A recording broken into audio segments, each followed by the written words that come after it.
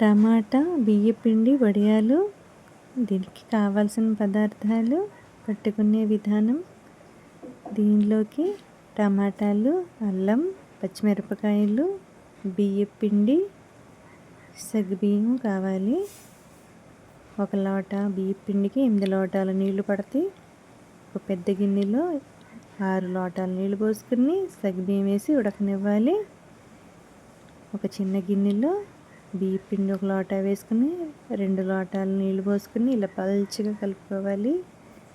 ఇప్పుడు సగ్గుబియ్యం ఉడికినాక అల్లం పచ్చిమిరపకాయల పేస్ట్ వేసుకుని మనము తిప్పుకుంటూ ఉడకనివ్వాలి. దీంట్లోనే టమాటాలు మనం మిక్సీ పట్టుకుని ఆ పేస్ట్ అంతా దీంట్లో వేసుకోవాలి. సగ్గుబియ్యం, టమాటాలు అన్నీ ఇలా ఉడకాలి.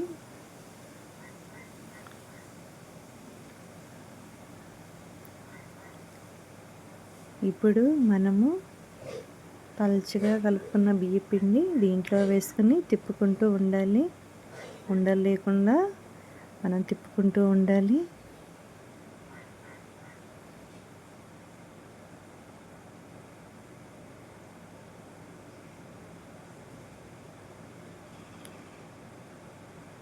ఇప్పుడు రుచికి సరిపడా ఉప్పు వేసుకుని ఉడకనివ్వాలి. దీంట్లోనే మనం జీలకర్ర కూడా వేసుకుని పిండి బాగా ఉడకనివ్వాలి. చిక్కగా ఉడికినాక మనము క్లాత్ మీద ఈ వడియాలు పట్టుకోవాలి.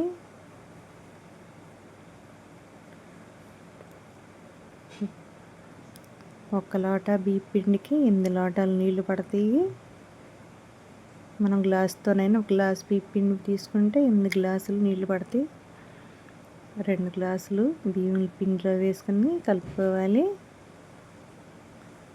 పిండి అంతా ఉడికిపోయింది. ఇలా క్లాత్ మీద మనం ఎండలో పట్టుకోవాలి. సాయంత్రానికి ఎండిపోతాయి. అవి తీసి క్లాత్ని తిప్పి నీళ్లు చల్లి మనం వడియాలు తీస్తే ఈజీగా ఇలా వచ్చేస్తాయి.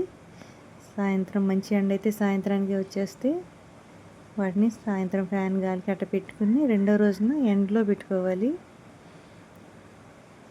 ఎండలో పెట్టుకున్నాక ఇలా వేయించుకుంటే చక్కగా తెల్లగా వేగుతాయి. మనము అవసరమైతే 2 రోజులు ఎండలో పెట్టుకుంటే సంవత్సరం నిల్వ ఉంటాయి. వడియాలు ఎప్పుడు కావాలో అప్పుడు వేయించుకోవచ్చు. టమాటా వడియాలు ఇలా ఇంట్లో పట్టుకోండి. టమాటాలు వేసాం కాబట్టి ఎర్రగా ఉంటాయి. కావాలంటే ఫుడ్ కలర్ అయినా వేయచ్చు. నేను వేయలేదు. మీరు ఇలా పట్టుకొని